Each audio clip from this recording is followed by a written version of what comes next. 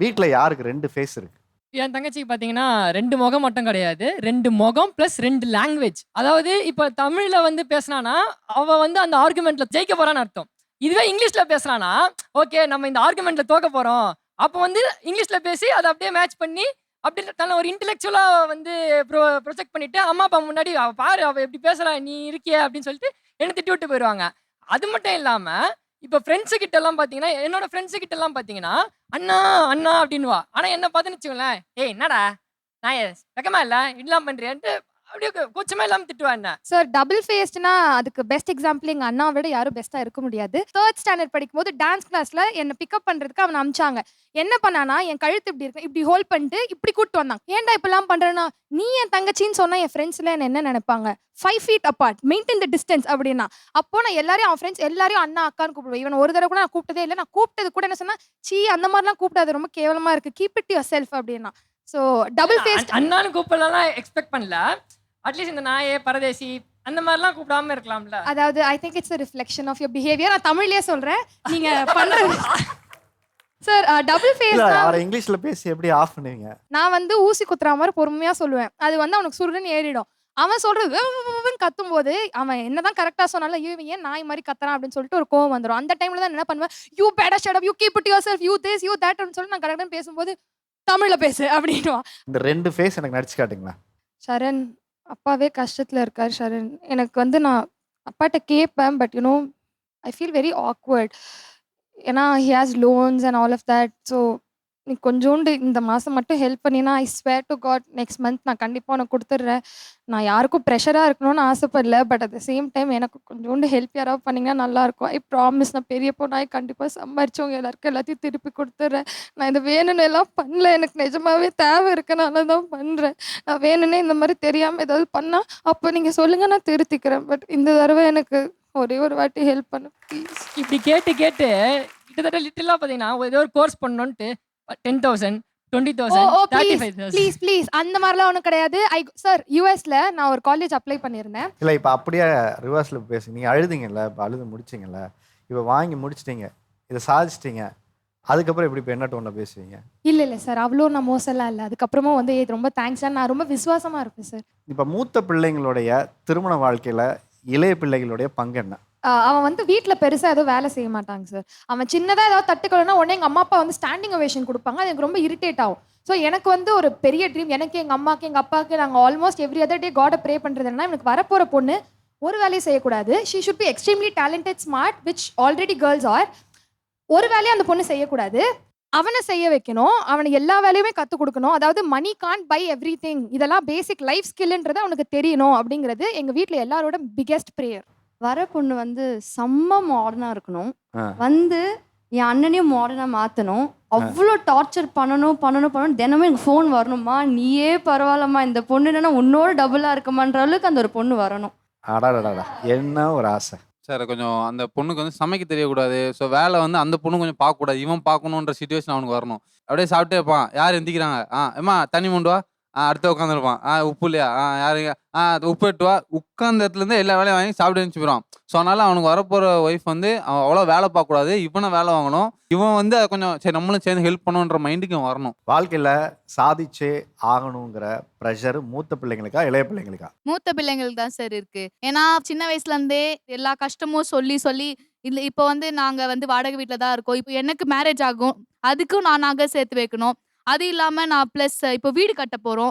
அந்த வீட்டுக்கும் நான் காசு குடுக்கணும். ஸோ எல்லா ப்ரெஷருமே வந்து மூத்த பசங்க கிட்ட தான் சார் இருக்கு. சாதிச்சான்ற ப்ரெஷர் வந்து கண்டிப்பா மூத்த பிள்ளைங்க தான் நான் சொல்லுவேன். ஏன்னா இப்போ வந்து எல்டர்ஸா இருக்கும்போது ஒரு நோயிங்லி அன்னோயிங்லி நாங்க வந்து ஒரு ரோல் மாடலா ஆயிடுறோம் இந்த இடத்துல. ஏன்னா நம்ம தப்பு பண்ணா கூட அந்த தப்பை வந்து இவங்க வந்து பிடிச்சிப்பாங்க. ஓகே அண்ணா தப்பு பண்ணியிருக்காங்க, அக்கா தப்பு பண்ணியிருக்காங்க, அதை நம்ம பண்ணக்கூடாது அப்படின்றது. இன்ஃபேக்ட் வந்து என்னோட ஸ்கூல் டேஸ்ல வந்து நான் இந்த கல்ச்சுரல் ஆக்டிவிட்டிஸ், ஸ்போர்ட்ஸ் ஆக்டிவிட்டிஸ் எல்லாத்துலயும் இன்வால்வ் ஆயிட்டு லாட் ஆஃப் ப்ரைஸஸ் வந்து வின் பண்ணதுனால தான் பார்த்தீங்கன்னா என்னோட சிஸ்டருக்கு வந்து eventually she wanted to do. So அந்த ஒரு அவளுக்கு அந்த பெஞ்ச் மார்க் வந்து செட் பண்ணதுனால தான் அவ வந்து அதை நெக்ஸ்ட் லெவலுக்கு கொண்டு போனா.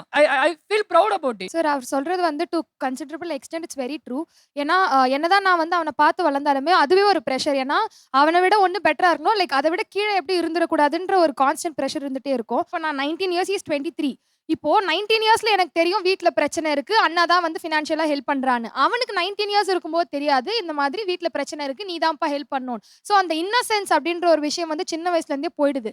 அது மட்டும் இல்லாம அந்த ரெஸ்பான்சிபிலிட்டி நம்ம பேசும்போது, இப்போ அண்ணா இவ்ளோ பண்றான்னும்போது அதுவே எனக்கு ஒரு பிரஷரா இருக்கு. ஓகே அண்ணா இவ்ளோ பண்ணும்போது, நமக்கு அண்ணாக்கு எந்த பிரச்சனையும் ஃபியூச்சர்ல ஃபினான்ஷியலா பர்டன் எதுவும் குடுக்காம, நம்மளால முடிஞ்சத நம்ம குடுக்கணுன்றதுக்காகவே இப்ப எனக்கு வந்து நான் என்னதான் வெளியில போய் படிச்சாலும் எப்படியாவது நம்ம நல்லா பெரிய லெவல்ல வரணுங்கிற அந்த ஒரு கான்ஸ்டன்ட் ரெஸ்பான்சிபிலிட்டி அதுக்கான ஒரு பிரஷர் இருந்துட்டே இருக்கு. ஸோ என்னதான் நம்ம வந்து பெரியவங்க தான் ஃபினான்ஷியலா எல்லாம் ஹேண்டில் பண்றாங்கன்னு சொன்னாலுமே, லாங் டர்ம்ல பார்த்தோம்னா மென்டலி வந்து சின்ன பசங்களுக்கு வந்து அது வந்துரும். லைக் நம்மளும் வந்து நிறையவே பண்ணணும் அப்படின்னு. எங்க வீட்ல பார்த்தீங்கன்னா, அப்பாவுக்கு வந்து ஒரு நல்ல ஜாப் கிடையாது. ஸோ அம்மா வந்து வீட்ல தான் இருக்காங்க. நான் தான் வந்து தம்பிய சின்ன வயசுலேருந்து படிக்க வச்சதுலேருந்து நான் தான் எல்லாம் பண்ணேன். இப்போ கூட காலேஜ் ஃபீஸ்லேருந்து அவனுக்கு மொபைல்லேருந்து எல்லாமே நான் தான் வாங்கி குடுத்தேன். ஸோ ஹெட் வெயிட் எல்லாமே பெரிய பசங்களுக்கு தான் வரும். அதுவும் இல்லாம அம்மா வந்து இப்ப சொந்தக்காரங்க கார்ல போம்போது, அம்மா என்கிட்ட வந்து ஒரு வார்த்தை தான் சொல்லுவாங்க. அட்லீஸ்ட் எனக்கோசம் ஒரே ஒரு கார் மட்டும் நான் சாவறதுக்குள்ள எனக்கோசம் ஒரே ஒரு ரைடு மட்டும் என்ன அதில கூட்டிட்டு போ! அப்படின்னு சொல்லி எப்படி சொல்ல? அது எனக்கு ஒரு ப்ரெஷர் மாரி இருக்காது. ஸோ லைஃப்ல வந்து ப்ரெஷர தாண்டி அவங்களுக்கு எதனா ஒண்ணு செய்யணும் அப்படின்னு சொல்லிட்டு எனக்கு ரொம்ப நாளா ஆசை சார். ஆக்சுவலி இது வந்து எல்டர், யங்கர் அப்படி இல்ல. ஜெண்டர் டிபெண்ட் பண்ணி தான் இருக்கு. பொண்ணு வந்துட்டு ஹவுஸ் ஒய்ஃபா இருக்கலாமா? இல்ல வந்து வேலைக்கு போலாமா? அப்படின்னு சொல்லிட்டு 2 ஆப்ஷன் இருக்கு. பசங்களுக்கு அப்படி கிடையாது. மேக்ஸிமம் வந்துட்டு ஒரு பையன் பொண்ணு வீட்டுக்குள்ள இருக்கான்னா, யாரும் அதிகமா எதுவும் கேட்க மாட்டாங்க. அவ போணும்னா போலாம், அவ போ வேணாம்னா இருக்கலாம். ஆனா பசங்க அப்படி இருக்க முடியாது. என்னடா ஒரு ஆம்பள பையன் நாளைக்கு கல்யாணம் பண்ணிட்டு பொண்டாட்டிய பார்க்கணும், புள்ளைய பார்க்கணும், இப்படி இருக்க அப்படின்னு சொல்லிட்டு பசங்க மேல தான் திணிப்பாங்க. இன்னைக்கு நான் வேலைக்கு போகாம இருந்திருந்தா, என் வீடு கஷ்டப்பட்டுட்டே இருந்திருக்கும். ப்ளஸ் என்ன எதுவும் சொல்லியிருக்க மாட்டாங்க. "நீ ஏன் போவல? நீ எதுக்கு போவல?" அப்படி கேட்டிருக்க மாட்டாங்க.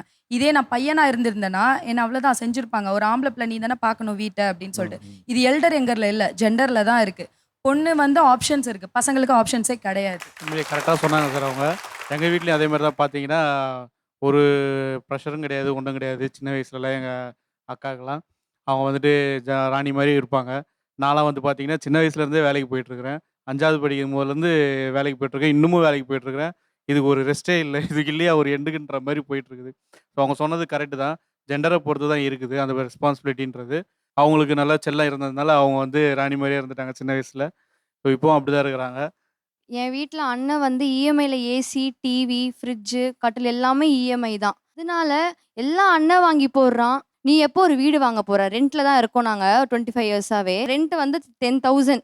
சேலரியே 20,000 தான் அண்ணா. அதில ரெண்ட் குடுத்துட்டா மிச்சம் 10,000 வீடு ரன் பண்ணணும். ஸோ இந்த மாரி இருக்கும்போது, எப்படா நான் வீடு வாங்கணும். அதிலேயே ஒரு பெரிய பர்டனா இருக்கு நம்மளுக்கு.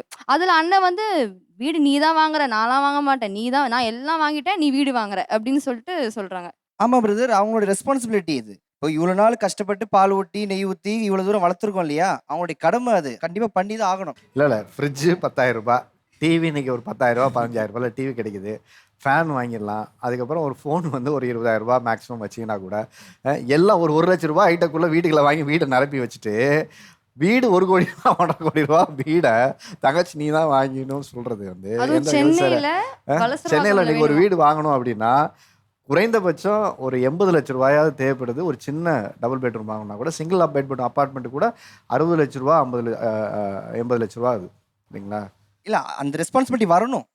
வாங்கி வைக்கணும்ன்ற என்னோட தாட் சிஸ்டரா. அதுவும் சார் வீடு எந்த மாரி வீடுனா, ம். வீட கட்டி 4 வீட்டு வாடகை வாங்கணுமா. ஆ அப்பதான் வந்து என்ன சொல்றது, வேலைக்கு போகாம சொகுசா அந்த வாடகை மட்டும் வாங்கி உட்காந்து சாப்பிடலாம். ஸோ அது வாங்குறோம், எத்தனை வருஷம் ஆனாலும் பரவாயில்ல. வீடை கட்டுறோம், கீழே இருக்கோம், மேலே ஒரு 4 வீடு கட்டி 4 வீட்டு வாடகையை வாங்கி அழகா சாப்பிட்றோம். நான் எங்க சார் போவேன்?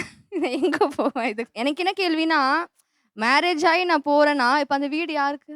அண்ணனும் தங்கச்சி 2 பேர்லயும் இருக்கணும் அந்த வீடு. காசு யார் பேர் போடணும்? 2 பேரும் போடணுமா?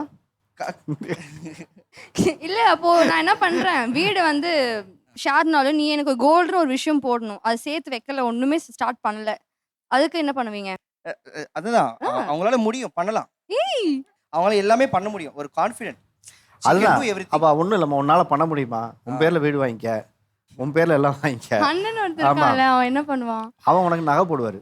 100 பவுன்ல நகை போடுவாரு. வாய்ப்பே இல்லை சார். இது வரைக்கும் ஒரு எதுவுமே வாங்கி கொடுத்தது கிடையாது. இப்போ இவங்களாம் சொன்னாங்க நிறைய வாங்கிடுறேன், இங்கே எதுவுமே வாங்கி கொடுத்தது கிடையாது. ஏன்னா அவங்க செலவு என்ன சொல்றது, இன்கம் வந்து அப்படியே அம்மா கிட்ட கொடுத்துருவாங்க. அவங்களுக்கும் வாங்கிக்க மாட்டாங்க, எனக்கு வாங்கி தர மாட்டாங்க. நான் என் அப்பா தர காசுல நான் எனக்கு அவங்க இன்னும் கேட்டு நான் வாங்கி தரல நீங்க சொல்லுங்க. அவங்க இன்னும் கேட்கறாங்கன்னு கேளுங்க.